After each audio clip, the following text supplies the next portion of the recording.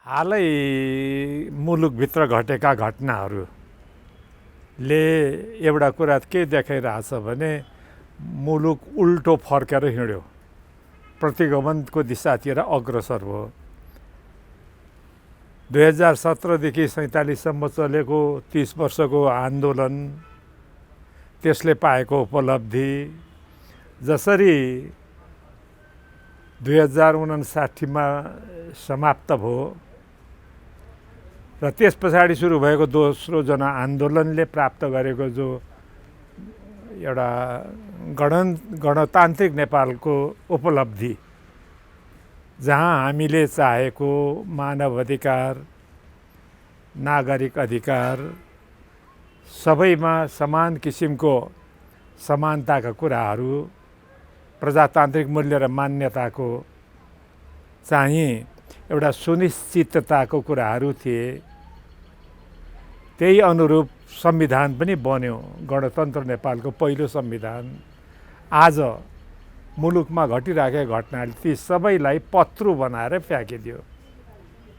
हामीले यत्रो वर्ष लडेको लडाईँ व्यर्थ रहेछ भन्ने चाहिँ देखाउन थालेको अवस्था छ। यस्तो अवस्थामा राजनीतिक कर्मीहरू आफ्नै कारणले आन्दोलित होलान्। सामाजिक अभियन्ता र सृजनामा लागिराखेका स्रष्टाहरूको आफ्नै धरातलबाट उनीहरू आन्दोलनमा रच्छन्। किनभने स्रष्टाहरू भनेको त सधैँ पनि आफ्नै सरकार छ भने पनि विपक्षमा उभिने एउटा शक्ति हो। सत्तालाई सही बाटोमा हिँडाउने नै विपक्ष हो। त्यसको भूमिका निर्वाह गर्ने काम स्रष्टाहरू। मैले यहाँ स्रष्टाहरू भन्दाखेरि साधक र स्रष्टाहरूलाई सम्बोधन गरिरहेको छु। स्रष्टाहरूमा साहित्य, भाषा, सङ्गीत, चलचित्र, नृत्य, नाटकमा कर्मठ सबै अभियन्तालाई बुझिन्छ। यस्तै आन्दोलन 62-63को दोस्रो जनआन्दोलनमा पनि स्रष्टाहरू आन्दोलित भए। लोकतान्त्रिक स्रष्टाहरूको संयुक्त मञ्च भनेर सबै विचारधाराको स्रष्टाहरू एक भएर आन्दोलनमा अगाडि लाग्दाखेरि सहयोग पुर्यायो भन्दा आन्दोलन सफल भएको पनि थियो। अब यसपटक पनि हामीले एउटा मानवताको लागि, मानव अधिकारको लागि, प्रजातान्त्रिक मूल्य मान्यतालाई रक्षा गर्न, नागरिक अधिकारको उपभोग अविराम हिसाबले गर्न पाउने अवस्था कायम गर्नका लागि स्रष्टाले जो चाहिँ अग्रसरता लिएको छ आन्दोलनमा, त्यो ज्यादै सराहनीय छ। यस काममा म तनले नसकौँला उमेर र स्वास्थ्यको कारणले, तर मनले सधैँ स्रष्टाहरूको साथमा छु। र नेपाल सरकारले हालै जो संसद विघटन गरेर असंवैधानिक कदम चालेको छ र त्यसको पक्षमा सरकारको पक्षबाट वकालत गर्नेहरूले सर्वजसमा हुन्छ प्रधानमन्त्री भनेर जो एउटा बहस गरिराखेका छन्, त्यसले निरङ्कुशतातिर, निर्वाचित निरङ्कुशतातिर मुलुकलाई लैजाँदैछ। जसरी जर्मनमा निर्वाचित भएर आएको हिटलर अन्ततः निरङ्कुश शासक भयो, यहाँ पनि त्यही डर छ। त्यो हुन नदिनको लागि आफ्नो ठाउँबाट सबै स्रष्टाहरूले अगाडि चाहिँ यसरी बढ्नुपर्छ। तपाईँहरू सुनिरहनु भएको छ, प्रधानमन्त्रीका वकिलहरूले प्रधानमन्त्रीलाई जङ्गबहादुर हुने अधिकार पनि छ भनिरहेछ। संविधानमा नलेखिएका अधिकारहरू उनको अवशिष्ट अधिकार हो, त्यो प्रयोग गर्न पाउँछ भन्ने पनि छ। हामीले थाहा पाएको त पहिलाको अवशिष्ट अधिकार भनेको त राजालाई मात्रै थियो। अब त संविधानमा नलेखेको कुरा पनि आफूले चाहिँ उपभोग गर्न पाउने स्थिति ल्याउने अवस्थामा त्यसले एउटा डरलाग्दो पञ्चायतकालको भन्दा डरलाग्दो निरङ्कुशता ल्याउँछ। यसको लागि बेलैमा स्रष्टाहरूले जो सतर्क भएर आन्दोलनलाई अगाडि बढाए, सहभागिता जनाए र सक्रियतापूर्वक अगाडि लागेका छन्। यो अत्यन्त सराहनीय काम हो र अहिले हुँदै गरेको तपाईँहरूको यो माघ 30 गतेको जो आन्दोलन छ, साहित्यकार लगायत सङ्गीतकर्मी, नाट्यकर्मी र सबै स्रष्टाहरूको आशा छ यसले मुलुकलाई एउटा सही दिशामा लगेर एउटा निकास दिनमा ठुलो भूमिका खेल्नेछ। मेरो शुभकामना छ। संविधानको कार्यान्वयन गराउने निकाय नै चुप बसेको छ, जसले संविधानको रक्षार्थ उभिनुपर्ने थियो। त्यसैले आज संविधान कुल्चिएको अवस्था छ। नागरिकको भाषिक, सांस्कृतिक, लैङ्गिक अधिकार कुण्ठित भएका छन्। तपाईँ हाम्रा अग्रजले सडकमा तातो गोली छातीमा थापेर ल्याएको व्यवस्था आज धरापमा परेको छ। यति बेला हामी इतिहासकै जटिल मोडमा आइपुगेका छौँ र यो जटिल अवस्थाले तपाईँ हाम्रो आवाज, ऊर्जा र प्रतिरोध मागेको छ। आउनुहोस्, हामीले चाहेको व्यवस्था, प्रणाली र समतामूलक समाजको लागि एक ठाउँमा उभियौँ। सबै खाले विभेदका विरुद्ध लड्न जोसँग जे छ त्यही लिएर आउँ। यसपटक हामी कविता लिएर आएका छौँ। न्यायका लागि युवाहरू बृहत नागरिक आन्दोलन। मेरो कविताको शीर्षक छ को हो त्यो। ऊ को हो त्यो जो अँध्यारोको पिठ्यूमा चढेर ताकिरहेछ तिम्रो हाँसिरहेको मुहारमा निशाना, जो तिम्रै स्वास्नीका तिग्राहरू कल्पँदै गर्छ हस्तमैथुन र पोस्छ तिम्रै सिरानीबाट चोरेको भागवत गीताका पानाहरू च्यातेर आफ्नो वीर्य। ऊ को हो त्यो जसको अनुहारसँग हुबहु मिल्छ तिम्रो औँठाको छाप, जसको परिचय पत्रमा लेखेको छ तिम्रो घरको ठेगाना, जसको दायाँ हातमा छ तिम्रो रहरको पाण्डुलिपि, जसको बायाँ हातमा छ तिम्रो एक तले घरको लाल पूर्जा। ऊ को हो त्यो जसलाई सुम्पिएर जम्मै आफ्ना सपनाहरू तिमी यति निर्धक्कसँग निधाएका छौ मध्य दिनमा, जसलाई साडी दिएर सम्पूर्ण घर तिमी डुल्न निस्किएका छौ बगरतिर। ऊ त आफ्नै घर जलाएर लडीबुडी खेल्छ खरानीमा र मुत्छ आफ्नै भान्साको तातो अँगेनामा। ऊ त साट्छ आफ्नै बहिनीको आँसु डलरका पोटिला नितम्बसँग र नाच्छ रातभर बालुवाको टारमाथि चढेर ग्लोबलाइजेसनको आइटम गीतमा। ऊ त आफ्नी छोरीको झोलाबाट सुटुक्क झिकेर नैतिक शिक्षाको किताब पस्दछ भट्टी र मातेको झोकमा फर्केर अबेर रातमा चढ्दछ आफ्नै छोरीको आङमाथि। ऊ पत्रिकाको पहिलो पृष्ठबाट काटेर बन्दुकको तस्बिर मध्यरातमा टाँस्दछ छोराको बिस्तारामाथि र एक बिहानै आएर लेख्न लगाउँछ बन्दुक हेरेर कलमको कविता। ऊ आफ्नै आमाले खाइरहेको मुखको गाँस छिनेर लिलामी गर्छ बजारमा र किन्छ एक जोर जुत्ता। त्यही जुत्तामा देखिएको आफ्नो अनुहार घोप्टो परेर हेरिरहन्छ दिनभर। ऊ को हो त्यो? ऊ को हो त्यो? एकपटक गौर गर त मेरो साथी। ऊ को हो त्यो? एकपटक गौर गर त मेरो साथी। ऊ को हो त्यो जसले काटेको हो दराजको साँचो बाँधेको तिम्रो जनै, जसले उछुट्याएको हो तिम्रो दराज, जसले उछुट्याएको हो तिम्रो आरानबाट फलाम पिट्ने हतौडा, जसले चोरेको हो घाँसको बिटोबाटै त्यो लाग्ने हँसिया, जसले जलाएको हो तिमीले पढ्दै गरेको किताब। ऊ को हो त्यो जो तिम्रै पक्राउ पुर्जी खल्तीमा राखेर तिमीसँगै सुत्छ। ऊ को हो त्यो जो तिम्रै पक्राउ पुर्जी तिमीसँग खल्तीमा राखेर तिमीसँगै सुत्छ। धन्यवाद। कविताको शीर्षक छ महाराजलाई बिन्ती पत्र। राखेर लोकतन्त्रको आस्था छातीमा पोतेर निधारभरि विद्रोहको रङ म आइपुगेको छु तिम्रो दरबार अगाडि। मलाई याद छ कुनै बेला हामी सँगै लडेका थियौँ, जुन निरङ्कुशता ढाल्न लडेका थियौँ हामी। अफसोस आज तिमीलाई म त्यही देखिरहेको छु। तिमीलाई याद त पक्कै हुनुपर्ने हो यी तिनै हातहरू जसलाई पटक पटक भाँचेका थियौ तिमीले, र पनि तिम्रो निरङ्कुशतामाथि ठडाइरहेछन् औला। सक्छौ भने भाँचा फेरि। तिमीलाई याद त पक्कै हुनुपर्ने हो तिमीले धमिल्याउन खोज्दा खोज्दै पनि तिम्रा नियतहरूलाई अझै प्रष्ट देखिरहेका छन् यी आँखाहरूले। तिमीले ख्याल त पक्कै राखेको हुनुपर्छ कि यहाँ अझै त्यस्ता मान्छेहरू पनि छन् जसको विवेकले तिम्रो अट्ठासहरूमा हाँस्न दिँदैन, कि यहाँ अझै त्यस्ता मान्छेहरू पनि छन् जसको स्वाभिमानले जानेको छैन बिक्न, जो सामर्थ्य राख्दछ बुझ्न तिम्रा प्रपञ्चहरूलाई। तिमीले ख्याल राखेका छौ या छैनौ?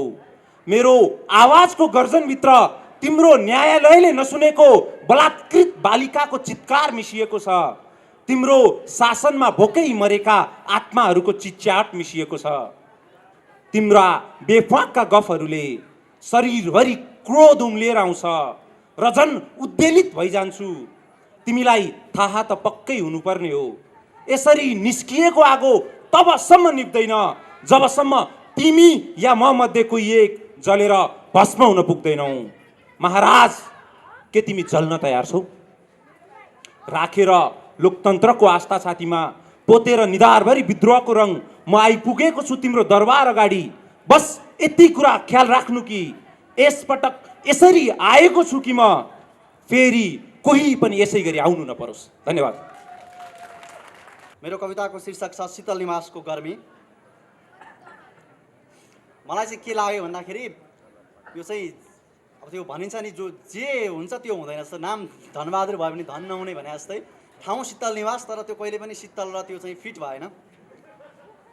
शीतल निवासको गर्मी। देहातको खलिहानमा जस्तै मान्छे डढाउने गर्मी छ शीतल निवासमा। नेपालगञ्ज, वीरगञ्ज र अमलेखगञ्जतिर बरु खुब ठन्डा छ मौसम, तर महाराजगञ्जको शीतल निवास भने सधैँ रातमा छ। गर्मी चढेको हो कि पारो सधैँ तातिरहेको हुन्छ शीतल निवासको चौघेरो। यसरी शिरमै ज्वरो चढेपछि तात्छन् शरीरका अङ्ग प्रत्यङ्ग। सायद यहीँको ज्वरो सरेपछि नै पसिना आइरहेछ दोलखा भीमसेनको, र उल्टै सातो गइरहेछ पसिनाको शरबत पिउनेहरूको। ढोके बैठके र छाता उडाउनेहरू छन्, स्वयंसेवक, अर्दली र वैद्यहरू छन्। एसी, पङ्खा, वाताकुनल छ, तैपनि शीतल निवास उष्ण छ। वास्तुविदले धोका खायो कि नाम जुराउनेले? शीतल निवास छारी हुनुपर्ने देशको, हजार हजार पैतालाले नाच्न पाउनुपर्ने आँगन हुनुपर्ने देशको। दक्षिणको हावा चल्यो कि उत्तरको सिरोटोले हान्यो, कामजोरो पनि यतैतिर छ। सुन्दैछु कोत पर्वको नाटक लिएर यो खाल्डोमा कोही पसेको छ। शीतल निवासको गर्मीले यो देशमा लु चलेको छ। धन्यवाद। मैले लेखेको कविताको शीर्षक बालुवाटारको मादल। यो साल पनि मृत्यु घटेन, भोक थामिएन। यो साल पनि मृत्यु घटेन, भोक थामिएन। न रोकियो छोइछिटो, न टुङ्गियो बलात्कार। के नै होला भनेको यो साल पनि भएन त्यस्तो केही। तर यो साल आँसुहरूको आहालमै पनि बालुवाटारमा घन्कियो मादल। जोड जोडले घन्कियो, नबिसाइकन घन्कियो। अनि सडकमा हिँड्दा हिँड्दै केही जोडी गोडाहरू पुगिहाले बालुवाटार भुइँ छोडेर नाच्न। यो साल पनि ज्याला बढेन, भाउ घटेन।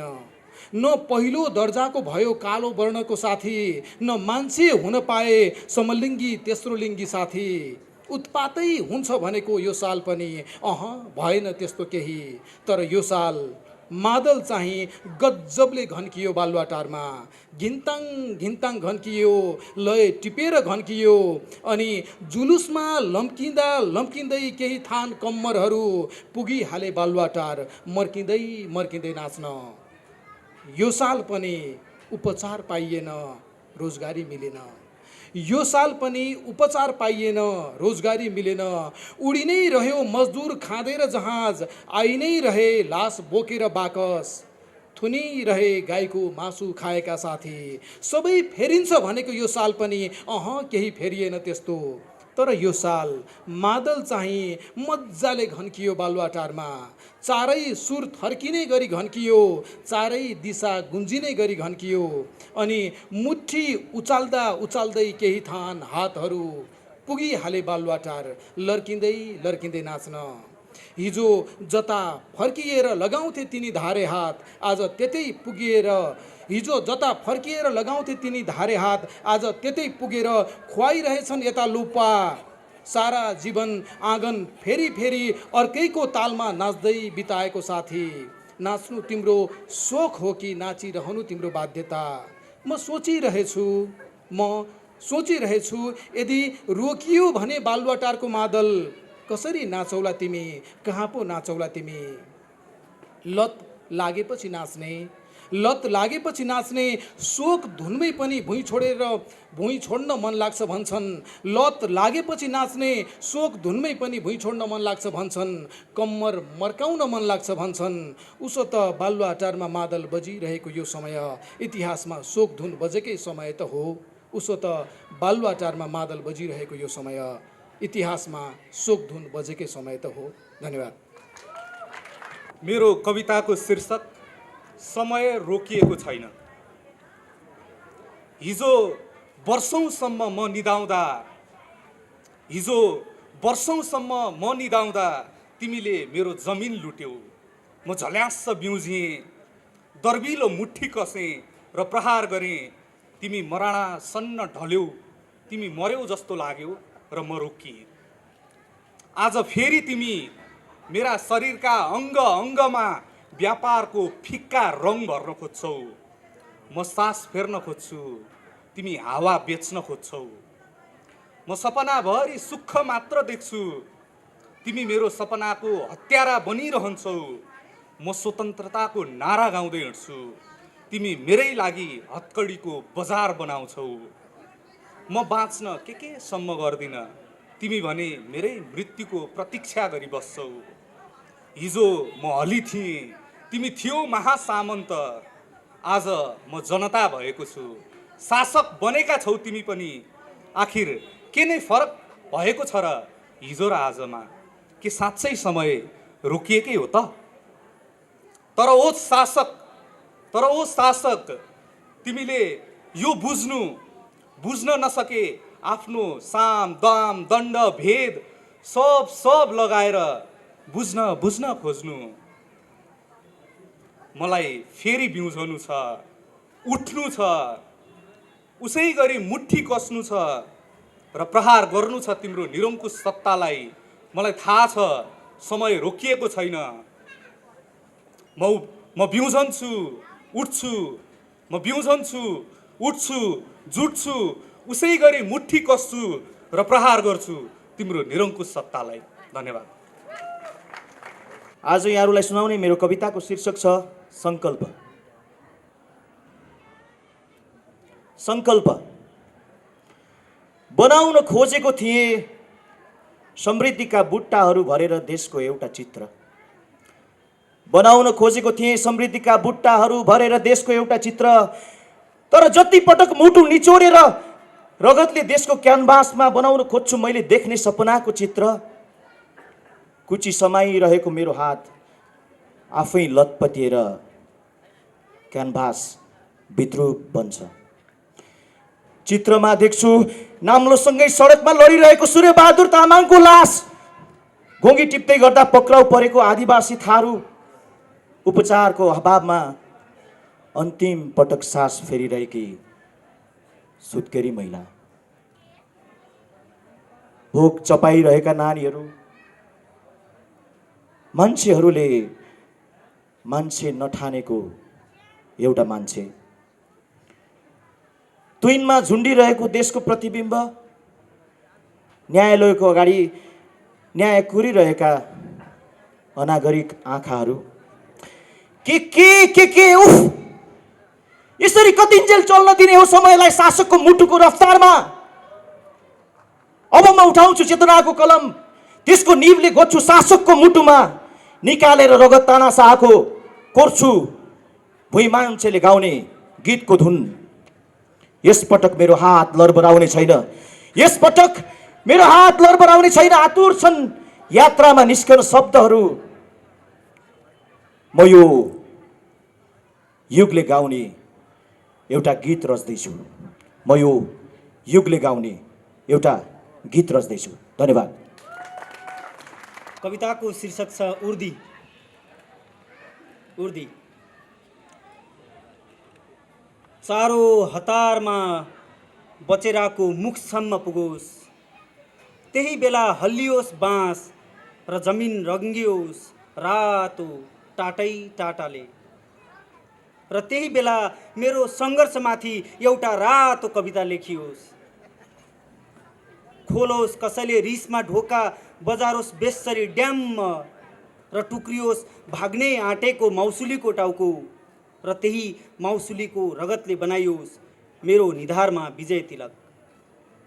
सावधान सावधान बगैँचाहरू बन्द गरियोस्, गुलाबका पातहरू चपाएर बालकहरू भोको पेट भरिएको अभिनय गर्न सक्छन्। बगरहरू बन्द गरियोस्, वृद्धहरू माग्न सक्छन् नुन तेल चामल र दाल, ढुङ्गाको खिचडी बनाउँछु भन्दै। हरदम बाँच्न चाहले ग्रस्त यी भुसना जस्ता मान्छे किन बुझ्दैनन्? पिठोमा पिसिएका घुनहरूको गन्ती कसैले गर्दैन। मान्छेले मुद्दा भत्कने कमिलाको बस्तीको केही मूल्य रहँदैन र बन्दुक र गोलीको मनमुटापमा मारिने परेवाहरू केवल सितन हुन्छन्। थुनियोस् खेतमा पानी जाने कुलेसो, भत्काइयोस् स्कुलसम्म पुग्ने गोरेटो। यी सडकमा आएर मेरो विरुद्ध चिच्याउने घरहरूमा जब सकिनेछ सङ्गालेको चामल, छटपटिनेछन् सन्तान र जब नाङ्गो छाती लिएर आउनेछन् स्वास्नी मान्छेहरू सडकमा र म बुलेट प्रुफ कारमा निस्किनेछु शिकारमा, त्यसबेला तब मैले चलाएको बन्दुकको आवाज र छटपटिएका मानिसहरूको रुवाईलाई एकै साथ मिसाएर बनाइयोस् एउटा नयाँ राष्ट्रिय गीत। धन्यवाद। त्यो कविताको शीर्षक चाहिँ बुख्या छ इतिहास भन्ने छ। मित्र, एउटा नदी आँखाको बाटो हुँदै करङसम्म पुगेर गतिविहीन भएको छ। मित्र, एउटा नदी आँखाको बाटो हुँदै करङसम्म पुगेर गतिविहीन भएको छ। एक झिल्का उज्यालो हृदयको गोहो पछ्याउँदै कुर्कुच्चा नेर पुगेर भूमिगत भएको छ।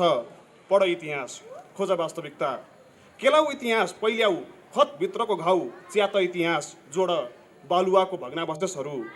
इतिहासको रगत कुन रङको छ थाहा पाऊ, इतिहासको रगत कुन रङको छ थाहा पाऊ, इतिहासको पसिना कुन सुगन्धको छ सुँग। इतिहासले गाजल लगाएको हुनसक्छ, इतिहासले गाजल लगाएको हुनसक्छ, इतिहासले नङ्ग्रा बढाएको हुनसक्छ, काने गुजी कोट्याइरहेको हुनसक्छ, इतिहास आँखा चिम्लिरहेको हुनसक्छ, इतिहासले काँचुली फेरेको हुनसक्छ। इतिहास तीर्थको जल होइन, इतिहास तीर्थको जल होइन, झटपट अञ्जुलीमा नभर। इतिहास आस्थाको मूर्ति होइन, झटपट श्रद्धान्वित मुन्टर झुकाऊ। इतिहास पिजडा होइन, झटपट ढोका नउगाएर। मेरो मित्र, प्रश्न गर सत्तालाई, जवाफ माग शासकसँग। खै मेरो भात, खै मेरो कपडा, खै मेरो छानो। इतिहास तराजु होइन, यदि हो भने राखियोस् एकातिर हृदय र अर्कोतिर मस्तिष्क। इतिहास पर्वत होइन, यदि हो भने प्रथमतः चढियोस् टाकुरामा र फेरि झरियोस् फेदीमा। इतिहास कपडा होइन, इतिहास कपडा होइन, यदि हो भने पहिले शासक नाङ्गो होस्। इतिहास दोबाटो होइन, यदि हो भने सत्ताले पच्चाप छोडोस्। मित्र, इतिहास आगो होइन निभेको, इतिहास चुलो होइन चिसिएको, खोतलो कोइला उडाउ बुङ बुङती धुवा बाला आगो। इतिहास खरानीको पनि हुन्छ, उत्खनन गरौँ छायाको इतिहास, उत्खनन गरौँ बगरको इतिहास। मित्र, इतिहास तिम्रो पनि छ, इतिहास मेरो पनि छ। धन्यवाद। भन्ने कविताको शीर्षक गुमनाम ताराहरू। आज बिहानै फोन गरेर आदिकवि जुठबहादुर दमाईले भन्यो, कति सिउनु आँसुको धागोले अर्काको मुलुक, अब सिउँछु उध्रेको आफ्नै देशको नक्सा, अनि पुरा गर्छु कहिले नसकिएको अभावको महाख्यान। साथी, घर फर्कने टिकट पठाइदेऊ न। गोलघरमा भेटिएको महाकवि आइते सिंह तामाङले भन्यो, च्याङबा सैलुङ र माभरको डाँडै डाँडा रोप्नु थियो लुङदारका बिरुवाहरू अनि लेख्नु थियो स्वतन्त्रताको एउटा महाकाव्य। अब त मर्छु पो होला यही झ्यालखानामा। सत्य गाई मारी खाएको होइन, गाई मार्यो खायो। तोकमाको चुच्चोले कविता लेखी हिँड्ने, तोकमाको चुच्चोले तमोर नदीको किनारामा कविता लेखी हिँड्ने कवि शिरोमणि वीरबहादुर लिम्बू अचानक गएछ उँट चराउन। उनले भनेको थियो, लुङ्गा अरुण पारीको डाँडा पाखामा मुस्कुराएपछि सुनाखरी, त्यही सुनाखरीको पत्रमा लेखेर पुरा गर्नु छ अधुरो राष्ट्रिय गान। सप्तरङ्गी झन्डा बोकी आउनेलाई पिठ्यौमा बोकी नदी तारिदिने स्वर सम्राट पदमबहादुर माझीको त्यही झन्डा बोक्नेले काटिदिएछ जिब्रो। उनले भनेको थियो, एक दिन सगरमाथाको टुप्पोमा गई सुनाउँछु सबैलाई आजादीको नयाँ गीत। कर्णाली पारीको छाउपडी गोठबाट बेपत्ता भएकी स्वर साम्राज्ञी लक्ष्मी बुढा अचानक मृत फेला परिन् समुद्र किनारमा। उनले भनेकी थिइन्, यो हिउँदमा पठेङ्ग्रीले पाठो पाइ भने रेडियो नेपालमा गीत गाउन आउँछु। देशको नामै नभएको नागरिकता सहित काला पानीमा मारिए राष्ट्रकवि नथुराम चमार। उनले अदालत बाहिर भनेको थियो, अब जीवनभन्दा गरौँ एउटा कविता लेख्छु अनि प्रमाणित गरी देखाउँछु को हो यो देशको असली नागरिक। यसरी बिलाइरहेछन् यो धरतीका कैयौँ ताराहरू, अस्थायी रहेछन् यो धरतीका कैयौँ जुनहरू। को हो यो किताबको पान्नामा सदाबहार बाँचिरहने मान्छे? अनि कसको हो यो इतिहासको मूल सडकमा बाटो छेकिरहेको शालिग? धन्यवाद। मेरो कविताको शीर्षक आवाज छ। कविता यसरी सुरु हुन्छ, यो व्यवस्थाको जकडमा तिमी पर्नेछौ, यो व्यवस्थाको जकडमा तिमी पर्नेछौ। तिमीले भुल्नु पर्नेछ आफ्नो शब्दहीन जीवनको भाषा। तिमीले बुझ्नेछौ दुनियाँमा बाँच्नका लागि धेरै सुन्दर चिजहरू भुल्नु पर्नेछ। तिमीलाई बोल्न लगाइनेछ र तिमी खाली ड्रम बजे जसरी खाली हुने गरी चिच्याउनेछौ। अर्को पटक फेरि तिमीलाई भरिनेछ, कट्टर आवाजमा तिम्रो ध्वनि कोलाहल मचाउनेछ। मान्छेहरू झ्याल ढोका थुनेर तिमीलाई एक्लो पारिदिनेछन्। पुनः तिमी एक्लै रित्तिनेछौ। एक हुल आएर तिमी भित्र फेरि स्वर भर्नेछ, तिमी फेरि एक्लै रित्तिनेछौ। यसरी केवल ध्वनि प्रदूषणको माध्यम बनेर बाँच्न अभ्यस्त छौ तिमी। रातको अदृश्य बिछौनामा जङ्गलको बीचतिर आफैले बनाएको कटेरोभित्र पृथ्वीको शून्यता, धुमिलो दृश्य, कमजोर हात, गलेका पाइतला, छुटेका सपना, भोका पेट र जहानको चिन्ताले तिमी भित्र फेरि एकपटक काहली लाग्दो ध्वनिको सिर्जना हुनेछ। यस पटक पनि तिमी रित्त्यौ भने तिमी माथि आकाश खस्नेछ र तिम्रो आउने समय शून्यतामा विलीन हुनेछ। धन्यवाद। मेरो कविताको शीर्षक छ क्रान्तिको आवाज बोल। म जरुर जान्दछु सपना देख्न, सपना देख्नु उपस्थिति हो। म जरुर जान्दछु सपना देख्नु, सपना देख्नु उपस्थिति हो। सपना देख्नु मेरो पनि सहभागिता हो। तर जब सपना देख्न थाल्छु प्रतिगमनले लात हान्छ, प्रतिगमनको प्रहारले मेरा कलिला प्रदेशहरू फेरि छटपटिन्छन्, जरुरी छटपटिन्छन्। निर्मला पन्थ संसद भवनको अगानमा र ओइलिन्छ न्यायालयको ढोकामा। गुराँसको अतिक्रमणले लगातार पोतिएर पहाड मेटिन्छन् मेरो देशको अनेकौँ पहिचानहरू र रहेका बाँकी केही औँसीको विशाल अँध्यारो साम्राज्यले निल्न थाल्छ। रैथाने बिम्ब बोकेका कविताहरू, मेरो जन्म बोकेर उभिएको स्थलहरू, मेरो धड्कन बोकेको लोकगीतहरू। जब मैले यो मृत्यु र जिन्दगी बीच उभिएर चिच्याउनै पर्छ, यी इतिहासको पानाहरूबाट उठ, ए यो कङ्गाल चिहानहरूबाट निस्क।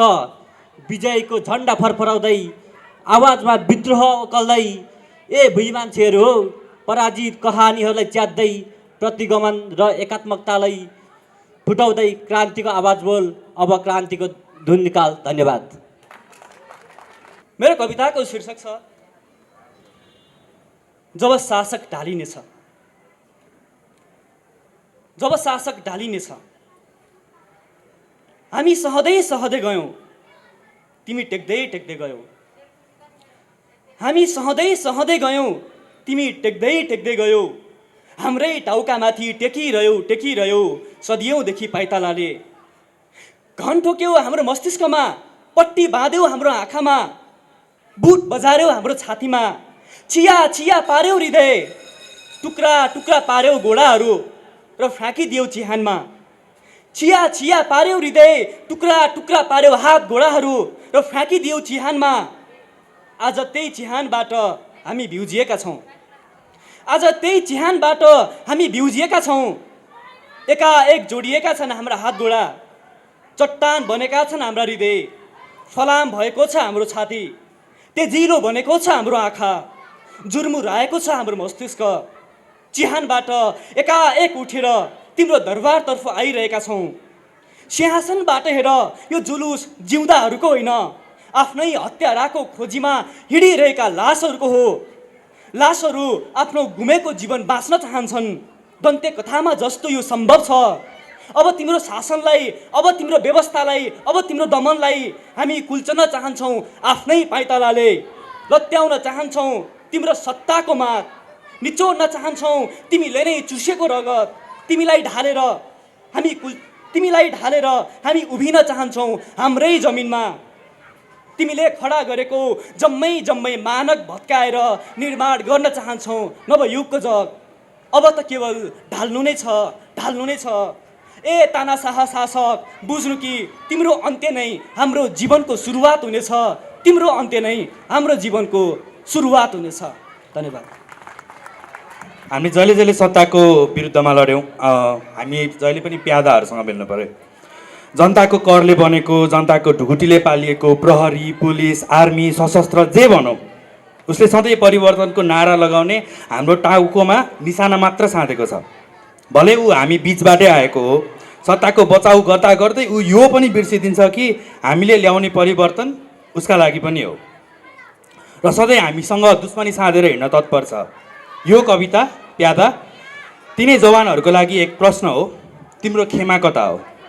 तिमी जो यो सत्ताको, जो यो शासकको प्यादा हो, तिमी जसको आफन्तहरू आन्दोलित छन्, तिमी के सोचेर उनीहरूलाई बुटहरू ताकिरहेछौ? के सोचेर हामीलाई निशाना साधिरहेछौ? यो लडाइँ तिम्रो पनि हो।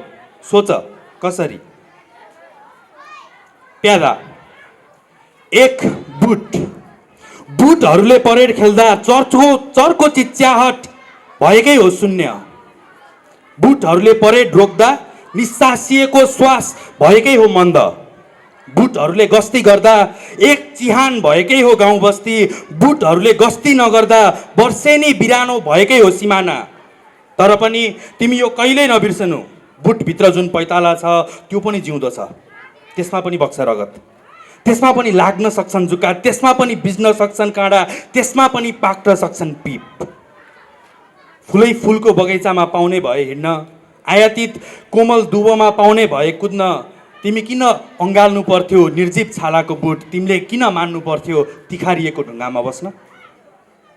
2 वर्दीहरूले हात कस्दा बदलिएकै हो शान्त गाउँ बजार। अर्कोतर्फ औल्याउँदा अत्तालिएकै हो निर्दोष चञ्चल बहिनी।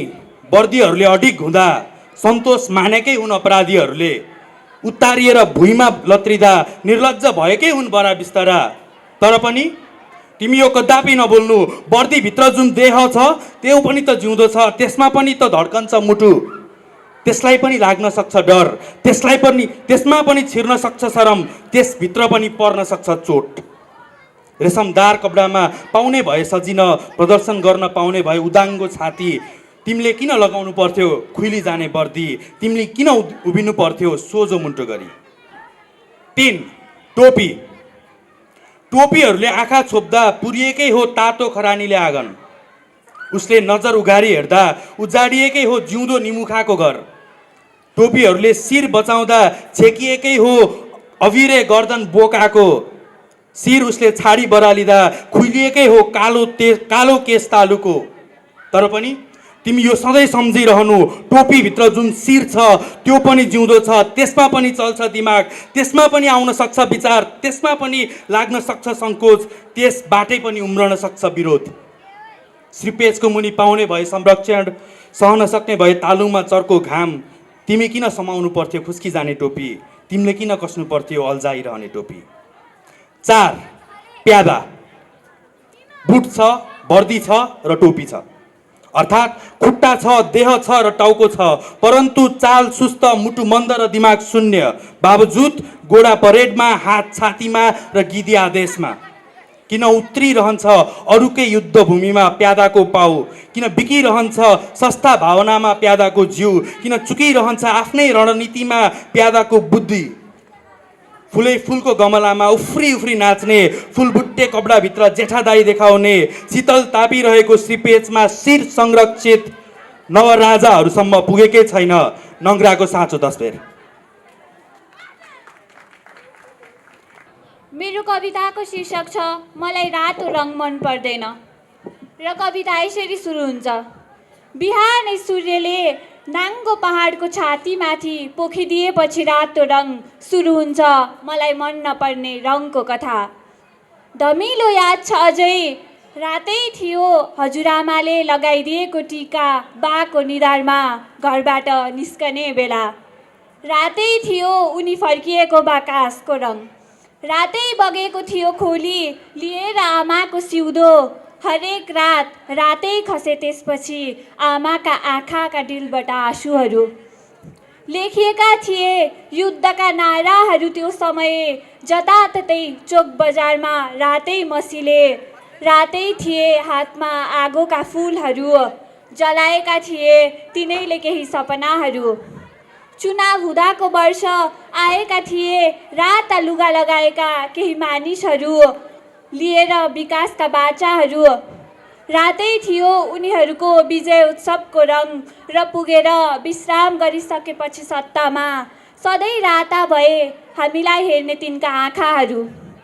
भोकको आगो निभाउन गएको मेलाबाट फर्किँदा गोधुली साँझमा रातै थियो आकाश, रातै थिए बादलका गुच्छाहरू।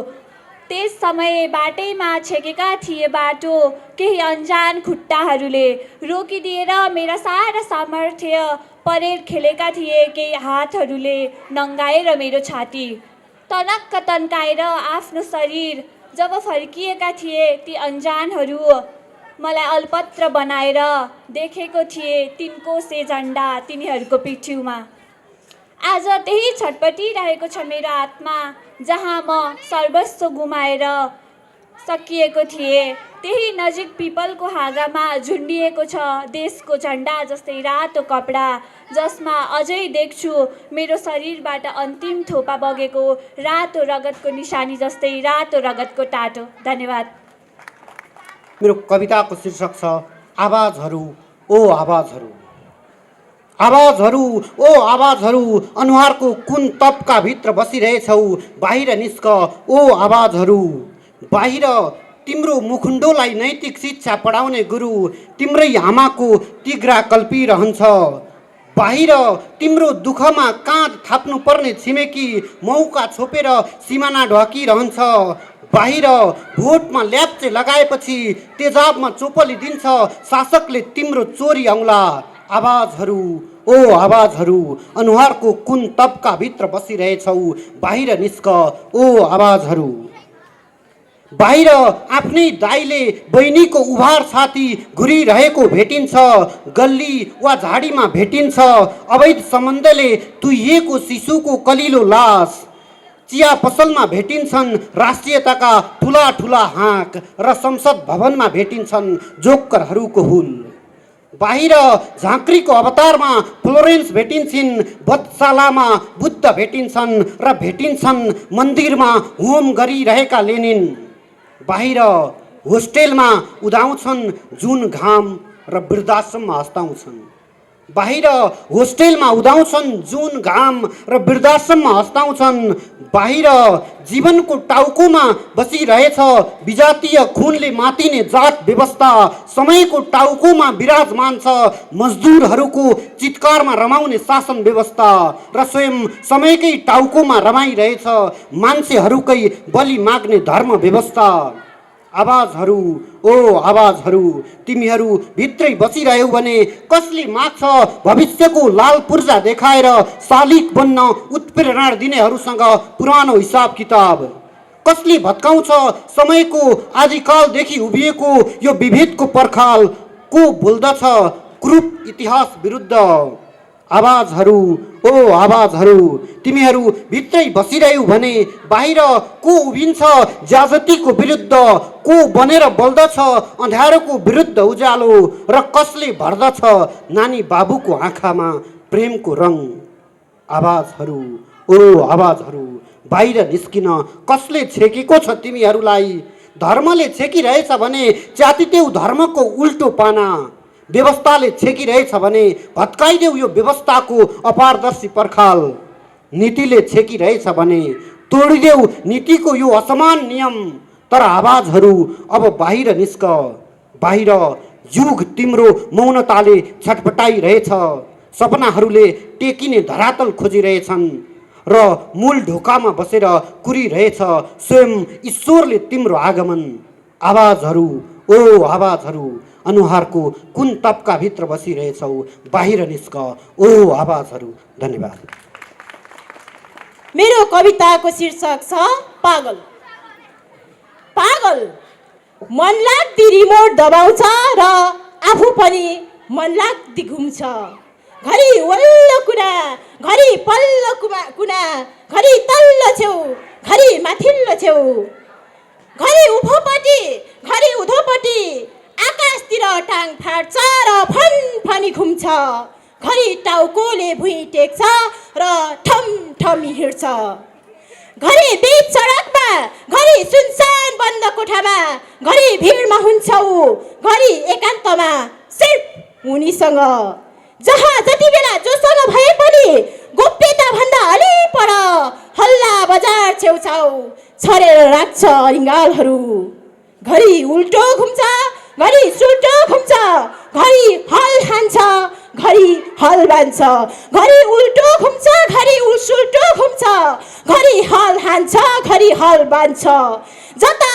ततै हिँड्छौ जता ततै ठोकिन्छौ, मातिएको गोरु जस्तो जता ततै बटारिन्छौ।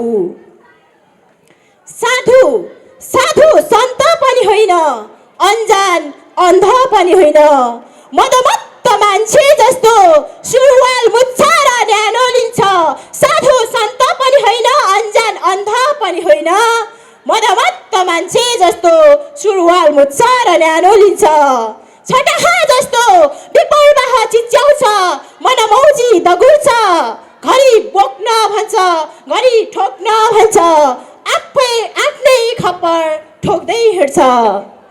मेरो देशमा एउटा पागल शासक छ, मेरो देशमा एउटा पागल शासक छ, ऊ काग भन्दै कराउँछ र हुलमा सबैलाई काग भन्न लगाउँछ, रातो कार्पेटमाथि नाङ्गे उभिन्छ र प्रतिष्ठाको प्रवचन दिन्छ। ऊ बलात्कारी हो, ऊ बलात्कारी हो, ऊ हत्यारा हो, ऊ अत्याचारी हो, क्रूर शासक सामन्त हो, ऊ बलात्कारी हो, ऊ हत्यारा हो, ऊ अत्याचारी हो, क्रूर शासक सामन्त हो, ऊ घुमी घुमी पिठ्यु फर्काउँछ र ताण्डव नृत्य नाच्छ, त्यही पनि हामीलाई हाई सन्चो छ। मेरो देशमा एउटा पागल शासक छ, त्यो भन्दा खतरनाक त उसको लहरमा ताली पड्काउने पागलहरू छन्। मेरो देशमा एउटा पागल शासक छ, त्यो भन्दा खतरनाक त उसको लहरमा ताली पड्काउँदै हिँड्ने अरू पागलहरू छन्, उसको हल्लामा हल्ला गर्दै हिँड्ने अरू पागलहरू छन्। ए विवेकी मान्छे हो, ए विवेकी मान्छेहरू हो, आओ यी पागलहरूको भिड हटाओ, आओ यी पागलहरूको भिड हटाओ। हस्, धन्यवाद। कविताको शीर्षक छ तिम्रो अवसानको यात्रा। उड्दी जारी छ सदियौँदेखि, उड्दी जारी छ सदियौँदेखि, लेख्न बन्द गर, बोल्न बन्द गर, हाँस्न बन्द गर, बाँच्नै बन्द गर, मिसिनु भिडै भिडाको लस्करमा गरिरहनु उनकै परिक्रमा, लिग बेगर दौडिरहेको रेल जस्तो, लिग बेगर कुदिरहेको रेल जस्तो, छाया बिना दौडिरहेको मान्छे जस्तो, यी सब हुन् तिम्रा ठेकेदारी बल मिच्याई। ए देशकै सबैभन्दा कातर मान्छे, वर्षौँदेखि तिमी एक सत्ता, एक अधिनायक, एक निरङ्कुश, एक तानाशाह, म वर्षौँदेखिको एक विद्रोह, एक आन्दोलन, एक युद्ध, जुगौँदेखिको नीलडाम तिम्रो सत्ताको कुइनेटामा फालिएको एक सिङ्गो देश। जति वर्षाउ पानीका फोर्राहरू सत्ताका कोर्राहरू, जति वर्षाउ पानीका फोर्राहरू सत्ताका कोर्राहरू, लगाऊ कुना कुना निषेधका मौसमी आदेशहरू। डुबेर कहिले नउदाएको छ घाम, चलेर कहिले थाकेको छ बतास, बगेर कहिले सकिएको छ नदीको प्रवाह। जति बिछ्याउ मायावी जाल भए, जति बल लगाएर उठाऊ अब अन्तिम अस्त्र। अब सकिनेछ तिम्रो धारावाहिक प्रहसन, तिम्रो निरङ्कुशताको बेसुरा धुन। उडिरहेको पन्छीलाई मार्ने तागत कदापि छैन तिमीसँग। इतिहास त तिम्रो पनि छ, मेरो पनि छ। अब तिमी आफ्नो इतिहास लेख। यो ऐतिहासिक अवसानसँगै दुर्घटित हुनेछ छिट्टै नै तिम्रो तानाशाह एक्सप्रेस। धन्यवाद। र मैले आज वाचन गर्न गइरहेको कविताको शीर्षक रहेको छ देश रोइरहेछ। हुन त देश रोएको वर्षौँ भइसक्यो, तर पनि देशको छातीमाथि उफ्रिएर आमा रोइरहेको नसुन्ने र नसुनेको जस्तै गर्ने प्रचलन धेरै वर्षौँ अघिदेखि चलिरहेको छ। र आज म यहाँ चिच्याउन आएको छु, प्रश्नको जमात लिएर म सरकार समक्ष आज चिच्याउन आएको छु। हेरौँ कतिको सुन्नुहुन्छ। कविताको शीर्षक रहेको छ देश रोइरहेछ। कसले बनाइरहेछ बन्दुक, कसले बनाइरहेछ बन्दुक, अनि कसले चलाइरहेछ अन्धाधुन्ध त्यो निर्धो बस्तीतिर। साना साना नानीका हातहरूमा बारुदका रङ दल्नेहरू को होलान्? साना साना नानीका हातमा बारुदका रङ दल्नेहरू को होलान्? अनि को हुन सक्छन् तिनीहरू जो तिनै साना साना मुटुलाई प्वाल पारेर रगतको होली खेल्न व्यस्त भइरहेका छन्? को हुन सक्छन् ती? को हुन सक्छन् ती जङ्गल पसेर सभ्यता खोज्नेहरू? अनि को हुन सक्छन् बस्ती पसेर मानवता बिर्सनेहरू? आखिर तिनीहरू को हुन सक्छन् जो फेरि रणभूमिमा घाइते योद्धाहरूलाई पानी पिलाइरहेका छन्? आखिर तिनीहरू को हुन सक्छन्? ती अनुहारहरू कसका होलान्? ती अनुहारहरू कसका होलान्? दुश्मनको या फेरि आफ्नै आफन्तको, भगवानको या फेरि आफ्नै सन्तानको, जो आफ्नै आमाको मुटु कलेजा लुचिरहेको छ? आखिर को हुन सक्छ त्यो? आखिर को हुन सक्छ त्यो जो आफ्नै चेलीको यौवनमा मस्त भइरहेको छ? बन्दुकको गोली सकिनै लाग्दा, बन्दुकको गोली सकिनै लाग्दा समानताको उर्दी फुक्दै हिँड्नेहरू को हुन सक्छन्? अनि बस्ती रित्तो हुँदा सुरक्षाको गस्ती हिँडाउनेहरू को हुन सक्छन्? तिनीहरू को हुन सक्छन् जो फेरि अलि परदेखि गोलीले भरिएका गह्रौँ झोला बोक्दै यही बस्तीतिर आइरहेका छन्? आखिर को हुन सक्छन् ती? ती हातहरू कसका होलान्? ती हातहरू कसका होलान्? राक्षसको या फेरि आफ्नै सन्तानको, जो आफ्नै बाबुको घाँटी रेट्न बाध्य भइरहेका छन्? ती औँलाहरू कसका होलान्? ती औँलाहरू कसका होलान्? आमाको या प्रियसीको, जसले काला बारुदका रङ पोतिएका गालाहरू सुमसुमाइरहेका छन्? बीच सडकमा ढुङ्गा हान्नेहरू को हुन सक्छन्? बीच सडकमा ढुङ्गा हान्नेहरू को हुन सक्छन्? देशद्रोही या कुनै देशप्रेमी जो ढुङ्गा हानिरहेछ अन्धाधुन्ध त्यो बन्दुकको गोली जस्तै गरी, त्यो बन्दुकको गोली जस्तै गरी, तर पनि ती उसका ढुङ्गाहरूले यो गणतन्त्रको अन्धो ढोका फुटाउन सकिरहेको छैन। सिंहको दरबारभित्र किन पसिरहेछन् नाते स्यालहरू र किन रजाइ गरिरहेछन् बुढो बाघको छाला ओढी, तर पनि किन गर्जँदैन सिंह आफ्नो मातृभूमिको माटोको गन्ध सुँगी? अनि फेरि किन लाचार बनी हेरिरहेछ यी स्यालहरूको सर्कस? र फेरि किन लाचार बनी हेरिरहेछ बुढो सिंह यी स्यालहरूको सर्कस? देश रुँदै गर्दा, देश रुँदै गर्दा किन टल्ल परेर हेरिरहेका छन् शहीदहरू? किन एकताको औँला उठाउँदै चुपचाप बसिरहन्छन् राष्ट्रपिता? किन खोल्दैनन् ती खबरदारीका निम्ति बोल्ने जिब्राहरू? अनि किन काटिन्छन् ती जिब्राहरू कहिल्यै खोल्नै नसकिने गरी? अनि किन फेरि सिलाइन्छ मुख? अनि देश रुँदै गर्दा, देश रुँदै गर्दा कसलाई लेखिरहेछु म यी सन्देशहरू? कसले कहाँ पुर्याइदिन्छन् यी खबरहरू? पन्छीले या फेरि बतासले? तर पनि खै किन भाँचिँदैछ ती सन्देश पोख्ने पन्छीका पखेटाहरू, अनि फेरि किन काटिन्छन् खुकुरीको धारसँगै। कतै यी मेरा सन्देशहरू पनि रेटिने त होइनन्, कतै यी मेरा सन्देशहरू पनि रेटिने त होइनन्। त्यसैले त आज म यस बसन्तपुर डबलीमा आएर चिच्याइरहेको छु कि मेरो देश रोइरहेको छ, मेरो देश रोइरहेको छ। सरकार सुन्नुहोस्, फेरि पनि मेरो देश आज पनि रोइरहेको छ। धन्यवाद। नमस्कार सबैलाई। मेरो कविताको परिवेश छ शीर्षक छैन, परिवेशमा लेखेको कविता थियो। परिवेश एउटा कर्णालीमा एउटा लोककथन छ, राजा लाग्यो काल लाग्यो। राजा लाग्यो भन्ने काल लाग्छ भन्नेको लोककथन छ। एउटा लोककथनलाई एउटा लोककथन बन्न कति समयको अनुभव समेट्नुपर्छ होला।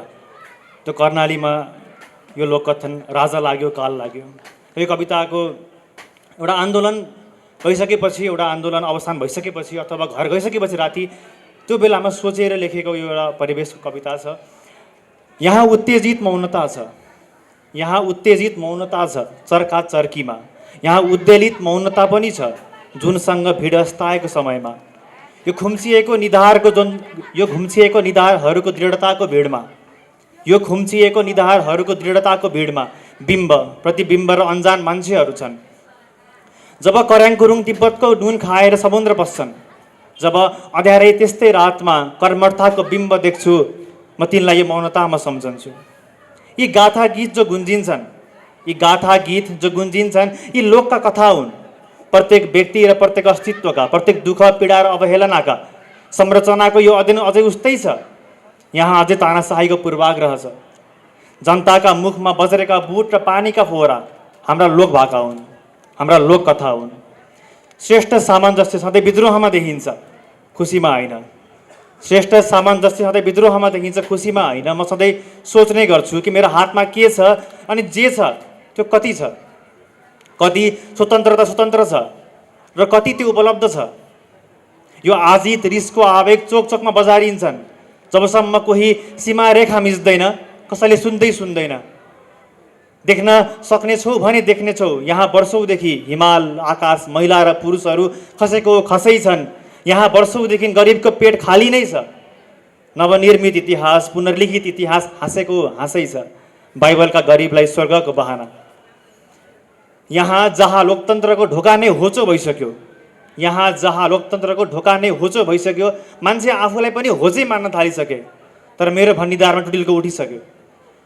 जब चिउडो उठाएर आकाशतिर हेर्छौ, जब चिउडो उठाएर आकाशतिर हेर्छौ, लोक भाका गुनगुनाउँछौ, त्यहाँ तिमीले बुझाउनु पर्ने अन्जान मान्छेहरू छन्, बुझ्नुपर्ने बिम्ब प्रतिबिम्बहरू छन्।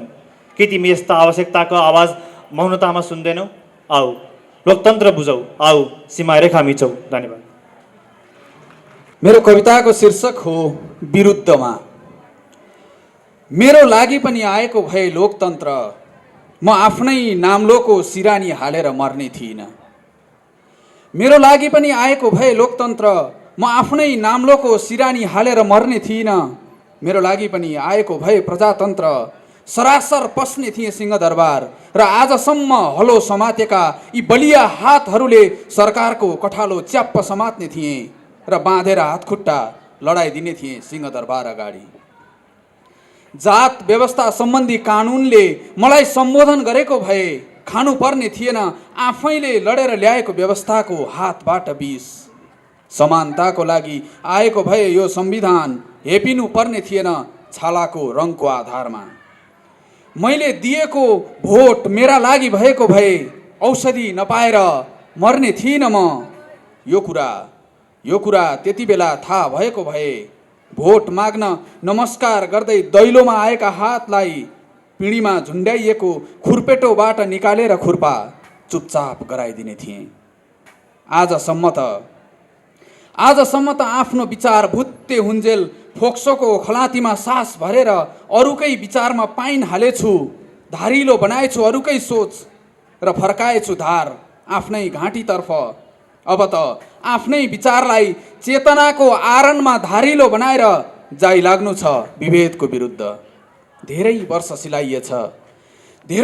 सिलाइएछ विचारका नाङ्गाहरूको लाज छोप्न आफ्नै जिन्दगी उधारेर कपडा। धेरै वर्ष हालिएछ इलास्टिक आफ्नै छाला काटेर खस्नै लागेको न्यायको सुरुवालमा। अब त आफ्नै विवेकको सियोमा ज्ञानको धागो हालेर सिलाउनु छ फटफटाइरहने सरकारको मुख। धेरै वर्ष जोतिएछ साउको खेतमा हलो, धेरै वर्ष पोतिएछ मुखियाको घरमा कमेरो, धेरै वर्ष बोकिएछ साउको लागि रासन, धेरै वर्ष रोकिएछ उठ्दा उठ्दै हात। अब त जोतेको खेत आफ्नो बनाउन बोकेर आफ्नै सिद्धान्त कसेर मुठी भत्काउनु छ असमानताको पर्खाल। चौकामा बसेर आफ्नो बोलीलाई बाँडी सोचिरहेको बिरामी तानाशाह बिउजने गरी फुक्नु छ नरसिंगा, धड्किने गरी मुटु ठोक्नु छ दमाहा र नाच्नु छ स्वतन्त्र नाच। हाम्रा हातहरूलाई अछुत भन्नेको निकालेर भाव शून्य मुटु पोस्टमार्टम गर्नु छ। हामीलाई तल्लो जात भन्नेको निकालेर र्याले जिब्रो चुपचाप बनाउनु छ। हाम्रा चेलीहरूको जोवनमा आँखा गाड्नेहरूको निकालेर आँखा उपचार गरिदिनु छ। विचारको तोप पड्काएर उडाइदिनु छ स्कटिङमा हिँड्ने घोडाहरू। अब यी हातहरू नमस्कार र जिउ जिउ गर्दै जोडिँदैनन् बुझ्नु। अब यी काँध जिउँदा लास बोकेर हिँड्दैनन् बाँच्न सिक्नु। अब यी आँखाहरू झुकेर नतमस्तक हुँदैनन् होस गर्नु। अब यी कानहरूले तिम्रो मुखबाट सुन्न चाहन्छन् अति भो अति भो। यसका लागि आदिवासी चेतनामा आगो लगाइसकेका छौ तिमीले र यति बेला म तिम्रो समाप्तिको पर्व मनाइरहेछु। धन्यवाद। यो युद्धको आज बसन्तपुरमा सानो लडाइँ भयो र यस्ता लडाइँहरू हामी गरि नै राख्नेछौँ र तबसम्म गर्नेछौँ जबसम्म हामीले चाहेको जस्तो, हाम्रो शहीदहरूले सपना देखेको जस्तो जनताको व्यवस्था आउने छैन। जनताको व्यवस्था नआउन्जेलसम्म यस्ता लडाइँहरू चलि नै राख्नेछन्।